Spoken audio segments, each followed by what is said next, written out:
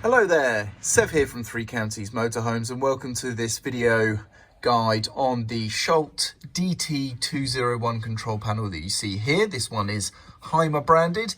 This video guide is going to go into the basic functionality of this control panel, anything beyond just the basic functions or troubleshooting or anything like that. Please do refer to your vehicle's instruction manuals, but hopefully this video guide will give you a good idea of how to get yourself up and running and use the control panel on a typical day-to-day basis. So let's get into it.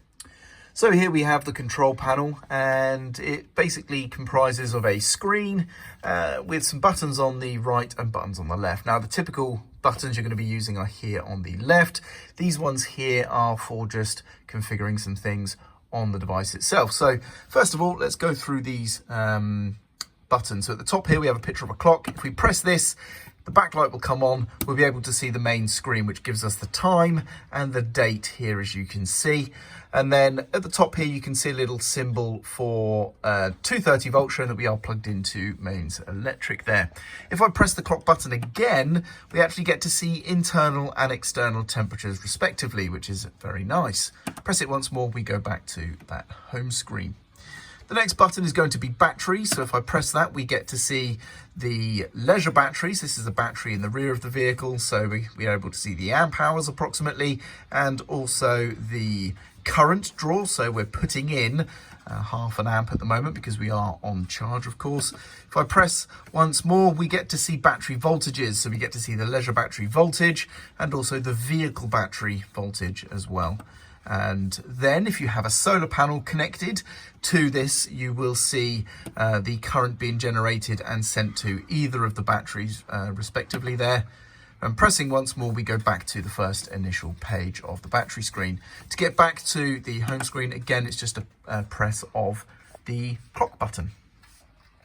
Next up, we have water tanks. So if I press, we get to see the current capacity of the fresh and waste tanks respectively. So fresh at the top, waste at the bottom there. I believe this operates in 25% increments typically. So this, for example, is telling us we have at least 25%, but no more than or less than 50% in the fresh tank. So between 25 and 50 there, and between 0 and 25 in the waste. That's essentially what that is telling us. If I press the fresh button multiple times, it makes no difference. It will just purely stay here on the same screen. It doesn't have multiple pages like the others. Now, the important button at the bottom here, the 12 volt, if you look, this has a picture of a electrical symbol denoting a switch. So this shows that we can switch something on and off, and that's the 12 volts. This will literally turn on or off the power from the leisure battery to the motorhome, essentially.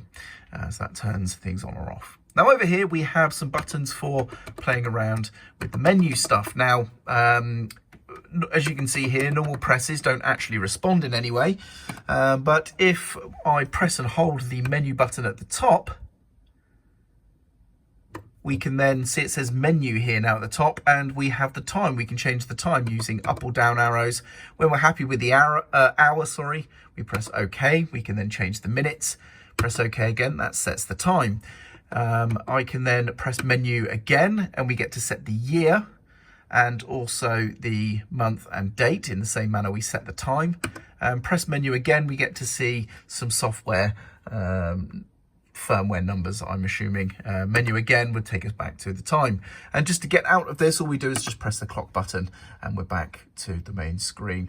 And that's pretty much it. That covers the Schaudt DT 201 control panel. I hope you found it informative and useful. I'm Sev, and thank you very much for watching.